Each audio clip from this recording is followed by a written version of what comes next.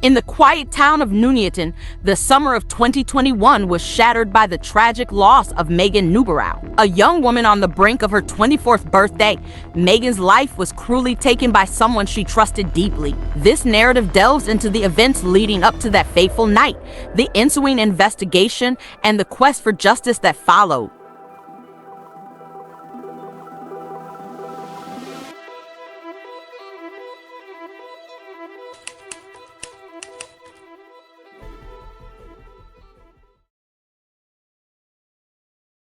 In the tranquil town of Nuneaton, Warwickshire, Megan Newborough was a beacon of warmth and kindness. At 23, she was on the cusp of her 24th birthday, a milestone she eagerly anticipated. Her life was a tapestry of close-knit family ties, cherished friendships, and a burgeoning career in human resources at Brink, a local brick manufacturer. Megan's empathetic nature made her a confidant to many, always ready to lend an ear or a helping hand. It was at Brink that Megan crossed paths with 30-year-old laboratory assistant, Ross McCullum. Their initial interactions were professional, but over time, a personal connection blossomed. Ross, with his reserved demeanor, found solace in Megan's approachable and understanding nature. He began to confide in her, sharing personal struggles and past traumas, including allegations of childhood abuse. Megan, ever the compassionate soul, offered her support, believing she could help him navigate his emotional turmoil. Their relationship, though brief, intensified rapidly. They exchanged over 3,500 text messages, many of which were flirtatious and intimate. Megan saw Ross as someone in need of care and understanding, and she was more than willing to provide it. However, unbeknownst to her, Ross harbored darker inclinations. His messages often contained violent and misogynistic content, which Megan, in her trusting nature, may have overlooked or dismissed. On the evening of August 6, 2021, Megan left her family home, informing her parents she was meeting Ross for a walk. She was in high spirits, looking forward to spending time with someone she believed needed her support. She drove her white Citroën C3 to Ross's residence in Colville, Leicestershire, where he lived with his parents. That night, his parents were out, leaving the house empty, a detail that would later prove significant. Upon her arrival, Megan was welcomed into the home. The atmosphere was initially cordial, filled with light conversation and shared laughter. However, as the evening progressed, the mood shifted. Ross suggested they move to the living room, where the environment became more intimate. It was here that Ross initiated a sexual encounter. Megan, trusting and unsuspecting, complied, unaware of the storm brewing within Ross. As they engaged in intimacy, Ross claimed to have experienced a sudden and uncontrollable rage, allegedly triggered by memories of past abuse. He described it as a volcano erupting within him. In this purported blind fury, he strangled Megan with his bare hands. The act was brutal and swift, leaving Megan with no chance to defend herself. The room, once filled with warmth, was now a scene of unimaginable horror. In the aftermath of the strangulation, Ross's actions took an even more sinister turn. He retrieved a carving knife from the kitchen and inflicted 14 deep cuts to Megan's neck. He later confessed that this was to make sure she was dead. The brutality of the act was staggering, indicating a level of premeditation and cruelty that belied his earlier claims of a momentary loss of control.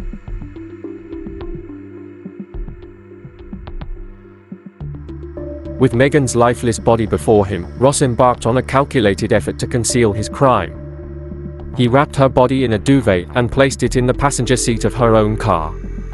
He then drove to a secluded area near Woodhouse Eaves, Leicestershire, a location he was familiar with. There, under the cover of darkness, he discarded her body in dense undergrowth, hoping it would remain hidden. Ross's attempts to cover his tracks extended beyond the disposal of Megan's body. He discarded her mobile phone in a hedge along Hermitage Road, Whitwick, to prevent it from being used to trace her movements. He then drove to Loughborough, where he abandoned her car in a college car park. CCTV footage later revealed him changing his clothes and disposing of blood-stained items in nearby bins. His actions were meticulous, aimed at erasing any evidence of his involvement.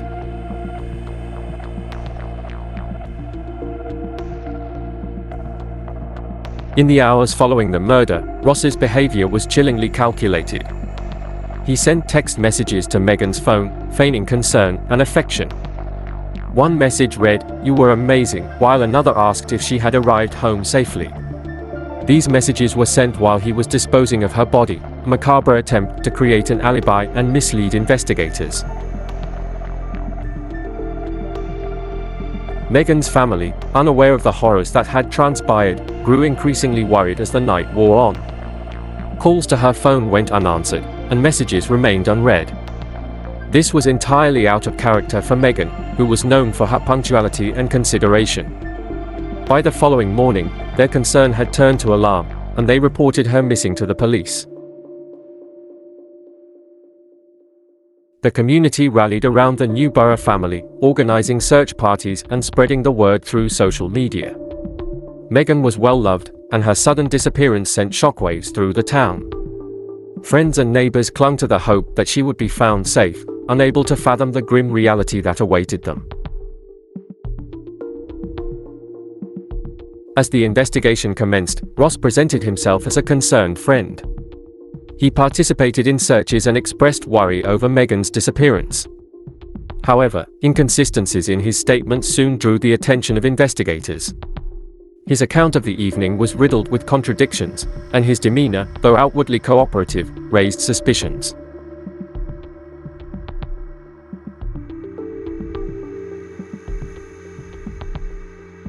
Under the pressure of police interrogation, Ross's facade began to crumble. Faced with mounting evidence, including CCTV footage and forensic findings, he confessed to the murder. He claimed it was an act of sudden rage, a momentary lapse triggered by past traumas.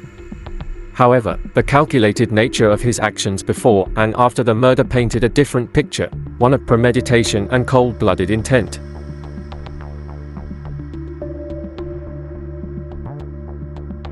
The discovery of Megan's body brought a devastating end to the search efforts. The Newborough family was plunged into grief, their worst fears realized.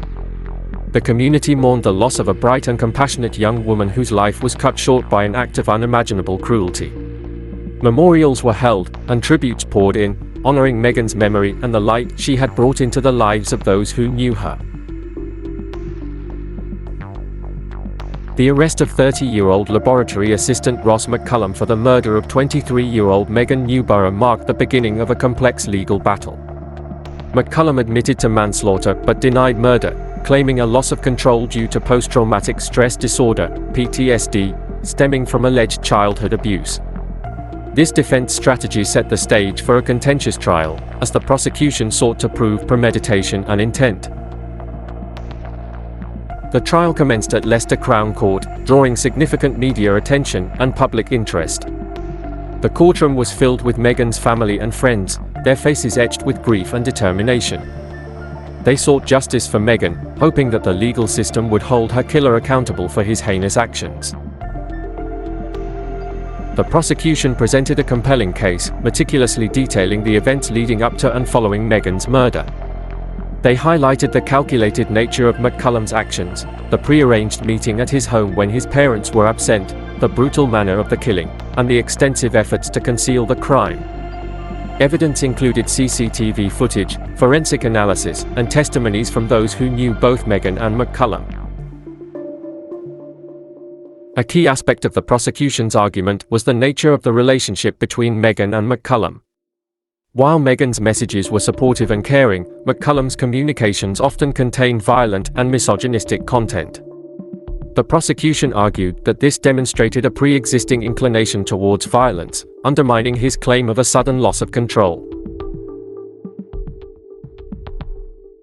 The defense, on the other hand, portrayed McCullum as a troubled individual, haunted by past traumas.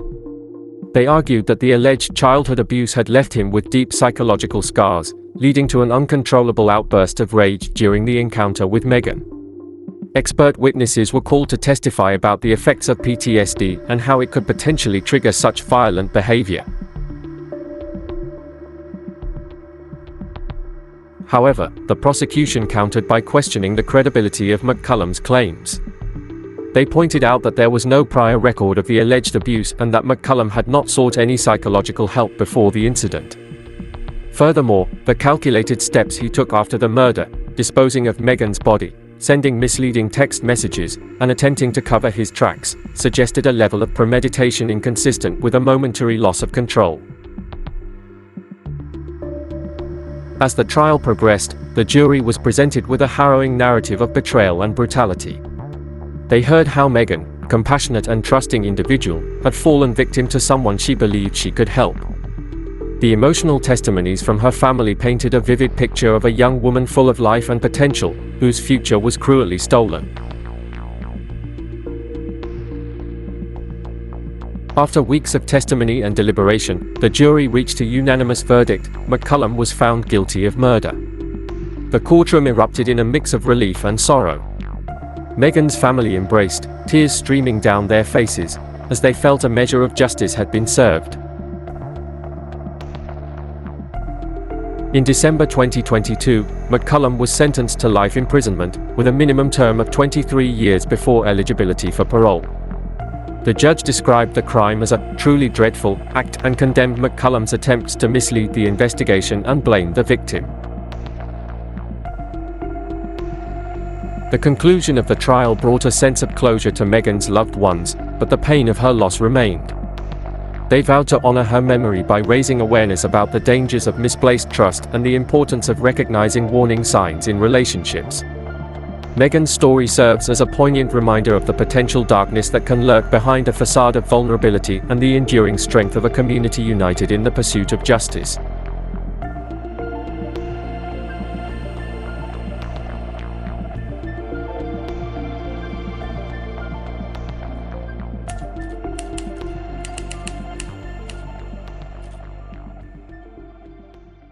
All right, diving in today on a pretty heavy topic. Yeah. The murder of Megan Newborough. And you've shared some sources with us on this, and I guess our goal is to kind of try to understand what happened between Megan and this guy. It's a case that brings up so many different questions about relationships, trust, and potentially missed warning signs. Before we get into the details of the case, though, I think it's important for people to kind of understand who she was. Yes. She was 23, living in Nuneaton, working in HR at a brick manufacturer. Right. Seemed like a really vibrant person from everything we've read in these sources. Loving family, lots of friends. Absolutely. Just a shame that her life was cut short like this. Yeah, and that makes it all the more crucial to try and examine the events that led to her death to see if there's anything that we can learn from this tragedy. The other key person in this story is Ross McCullum. He's a 30-year-old lab assistant who worked at the same company as Megan. Okay, so they met at work, and it sounds like it started out pretty professionally, but quickly turned personal.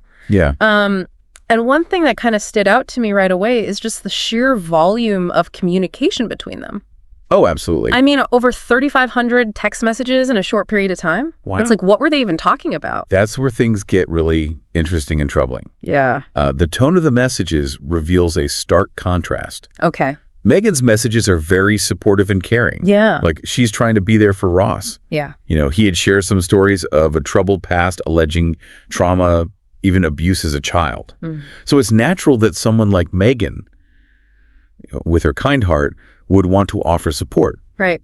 But then you look at Ross's messages, and it paints a completely different picture. Yeah, I was going to say, there's a darkness there that's hard to ignore. Exactly.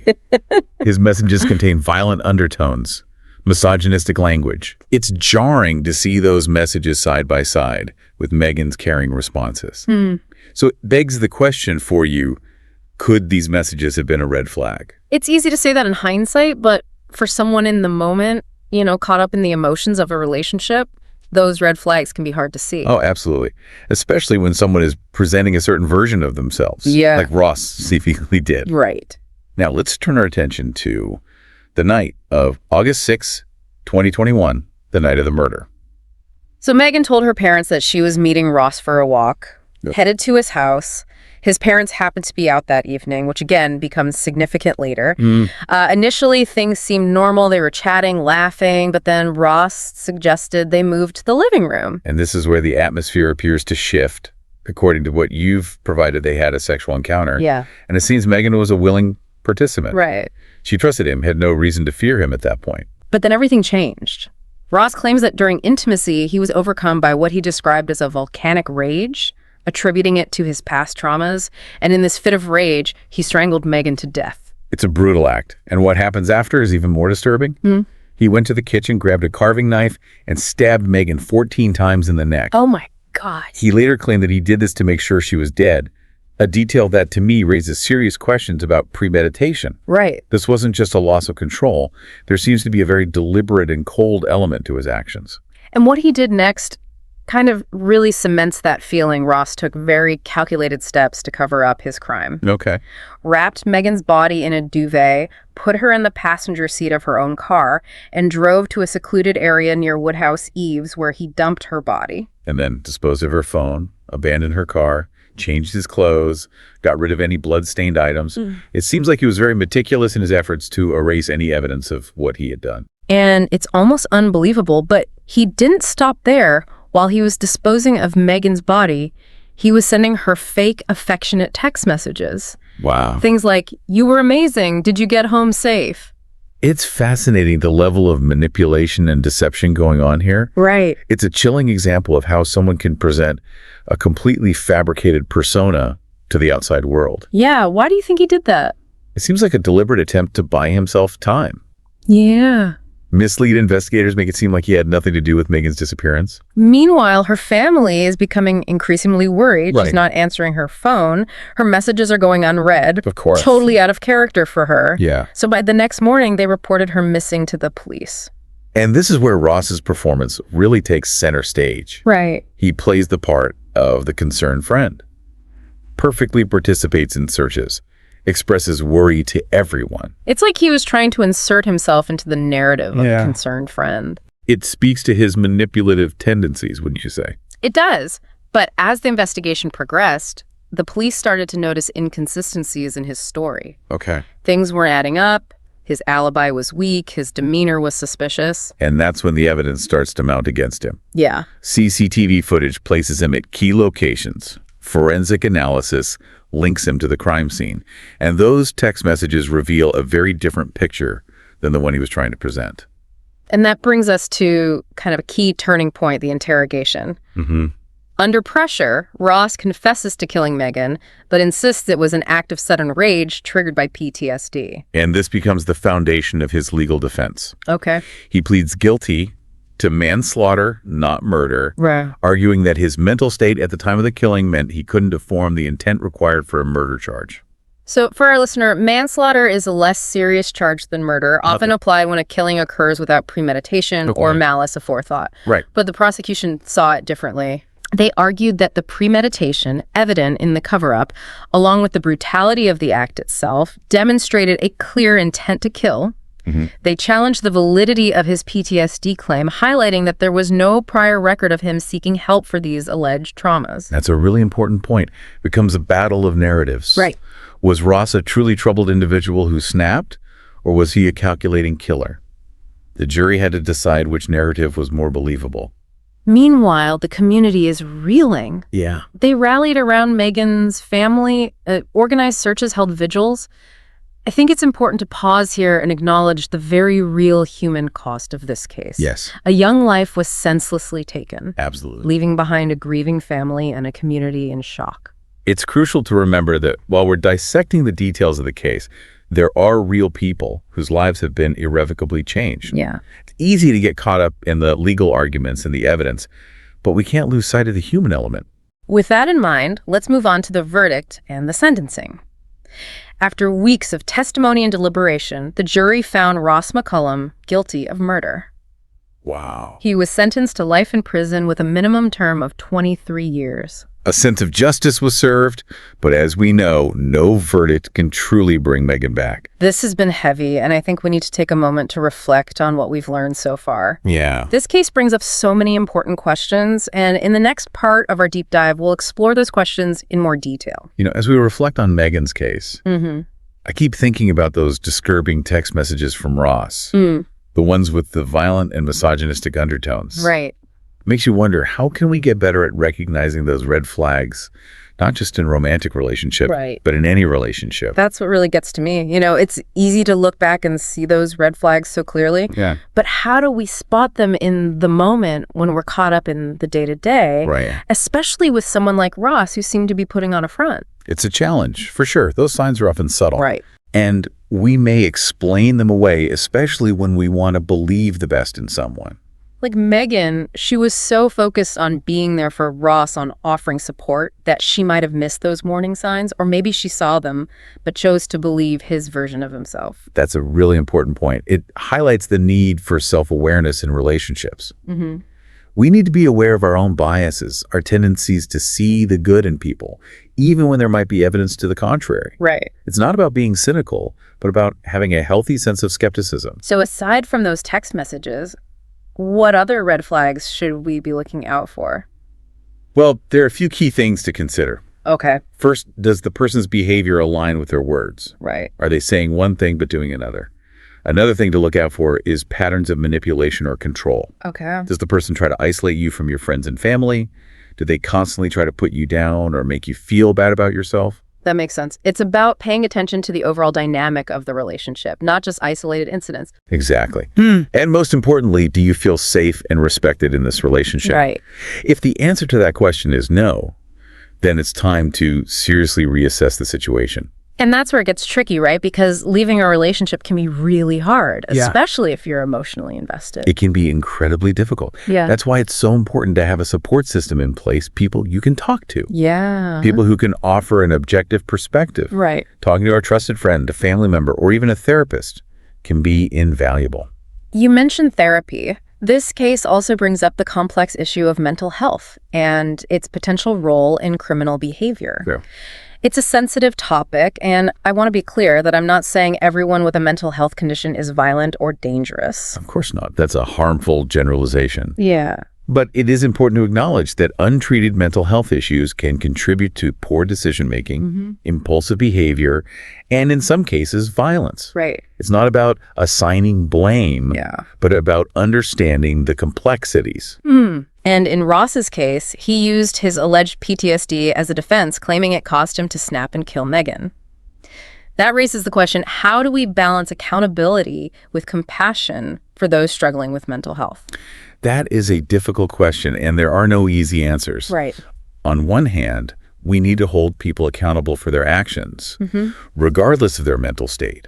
But we also need to recognize that mental illness is a real thing, and it can have a profound impact on behavior. It's like we need to find a way to address both the individual's needs and the safety of society as a whole. Right. It's about finding that delicate balance between justice and rehabilitation. Yeah. We want to prevent these tragedies from happening in the first place, and that means addressing the root causes, including mental health. So what can we do? What are some concrete steps we can take to create a safer, more supportive environment? Well, one crucial step is breaking down the stigma surrounding mental health. It needs to be as acceptable to talk about anxiety or depression as it is to talk about a physical ailment. We need to create spaces where people feel comfortable seeking help without shame or judgment. Absolutely. We need to shift the conversation from one of blame and judgment to one of understanding and support. Yeah. It's about fostering a culture of empathy. And we need to invest in mental health resources, make therapy more accessible, train more professionals, and provide support services for those in crisis. It's not just about individual responsibility, it's about societal responsibility as well. I agree. This is a systemic issue that requires a collective effort. But going back to the individual level, what advice would you give someone who might be concerned about their own mental health or the mental health of someone they care about? First and foremost, don't be afraid to reach out for help. Yeah. There are resources available, even if you don't know where to start. Talking to a doctor, a therapist, or even a trusted friend can be a good first step. Right. There are also hotlines and online resources that can provide support and guidance. What are some of the signs that someone might be struggling with their mental health? I think a lot of people might not even be aware of what to look for. That's a great point. It's important to be aware of changes in behavior, such as withdrawal from social activities, changes in sleep or appetite, increased irritability or difficulty concentrating. Right. These can be indicators that something is not right. It's almost like we need to become more attuned to the emotional well-being of ourselves and those around us. Exactly. It's about creating a culture of awareness and open communication. Yeah. Where it's okay to not be okay. And where seeking help is seen as a sign of strength, not weakness. You know, it's easy to get caught up in the details of a case like this, the legal arguments, the evidence. Yeah. But what we can't lose sight of is the human cost. Yeah. Megan Newborough was a daughter, a sister, a friend. She had dreams, aspirations, a whole life ahead of her. And her life was tragically cut short. Yeah. It's a stark reminder of the devastating impact of violence and the importance of addressing the factors that contribute to it. Her family has been incredibly strong and vocal in advocating for change. They've set up a foundation in Megan's name, working to raise awareness about domestic violence and promote healthy relationships. That's a testament to their strength and resilience. They've chosen to channel their grief into something positive. Right. Something that might help prevent other families from experiencing this kind of loss. It's inspiring, isn't it? Even in the face of unimaginable tragedy, they're finding a way to make a difference. It speaks to the power of human connection and the importance of finding meaning in the face of adversity. Yeah. It also highlights the need for continued dialogue and action to address these critical issues. What we've talked about today, recognizing red flags, supporting mental health, promoting healthy relationships. Right. These are all part of a larger effort to create a safer and more just world. This has been a challenging conversation, but I think it's been an important one. Like- It's forced us to confront some uncomfortable truths and to ask ourselves some tough questions about our own relationships, our own behaviors, and our role in creating a more compassionate society. And that's what I hope listeners take away from this deep dive. Yeah. A renewed sense of awareness, a commitment to personal growth, and a determination to make a positive impact on the world around them. I think that's a perfect way to wrap up part 2. Yeah. When we come back for part 3, we'll delve into some more specific takeaways from this case and explore what each of us can do to move forward in a positive direction. So as we kind of wrap up our deep dive into Megan's story, I keep coming back to this question, like, what can we actually learn from all of this? Yeah, like that's the heart of it, right? Yeah. If we can't extract meaning, Yeah. if we can't take this and turn it into positive action, Right. then, what was the point of all of this? Exactly. And it has been emotionally heavy, but one of the things that's really kind of stuck with me Yeah. is this idea of trusting our gut instincts. You know, we talked about red flags before, but sometimes it's not even a clear red flag. It's just this That inner voice. yeah, the inner voice. Yeah. We all have it. But the question is, Yeah. how often do we actually listen? Exactly. And it's so easy to dismiss it, right? Yeah. You know, especially when it involves someone we care about. Especially then, We want to see the good in them, believe their version of events. And that's where self-awareness becomes so crucial. Yeah. We need to be conscious of our own biases, our tendencies to maybe rationalize someone's behavior, Right. even when the evidence suggests otherwise. It's like we need to develop that healthy skepticism. Yeah. You know, not to become suspicious of everyone, but to be able to kind of step back and assess the situation objectively and ask ourselves those tough questions. Yeah. Does this person's behavior match their words? Right.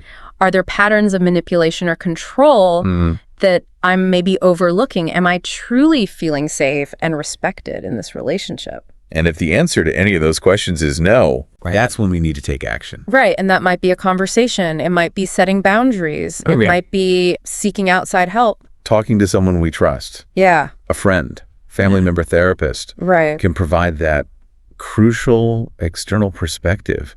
Sometimes when we're so in it, Yeah. it's hard to see. Yeah. You can't see the forest for the trees. Can't see the forest for the trees. That's right. Another thing that really stood out to me in this case was the role of technology. Oh, yeah. I mean, over 3,500 text messages. That's an incredible volume of communication. A lot. And on one hand, it creates this detailed record of their relationship, almost like a digital fingerprint. Yeah. It reveals patterns, inconsistencies, even those warning signs that might have been missed in everyday interaction. Right. It's like having a window into their communication dynamic. Exactly. But it also makes me reflect on how much we communicate through text and social media these days. Oh, absolutely. And, there's a potential for disconnect there between what we type and how we actually feel. It's easier to hide behind a screen, isn't it? Right. To craft an image that isn't necessarily authentic. Exactly. And that makes it even harder to truly understand someone's intentions. Which brings us back to the importance of those face-to-face conversations. Yeah. Those moments where we can really connect on a human level. Absolutely. Paying attention to body language, tone of voice, all those nonverbal cues that can reveal so much. And to create space for vulnerability, honesty, and real connection. Right. That's what ultimately protects us, not just from potential harm, but from the loneliness and isolation that can make us more susceptible to manipulation. This deep dive has been tough. Yes, it has. No doubt about it. Yeah. But I think it's also been an incredibly powerful reminder that knowledge is power. It is. The more we understand about these complex issues, the more equipped we are to protect ourselves and the people we care about. And to advocate for change. To push for better resources, education, support systems, so that hopefully fewer people have to go through what Megan and her family experienced. So to our listener, I want to leave you with this thought. Yeah. What can you do starting today to create a safer, more informed, more compassionate world? Absolutely. It starts with each of us. It does. Taking responsibility for our actions, for our relationships, reaching out to support those who may be struggling. That's the kind of legacy that truly honors Megan's memory. Yeah. And gives meaning to this terrible loss. Yeah. It's about turning tragedy into a catalyst for positive change. Well said. Well, on that note, we'll wrap up this deep dive. Thanks for joining us.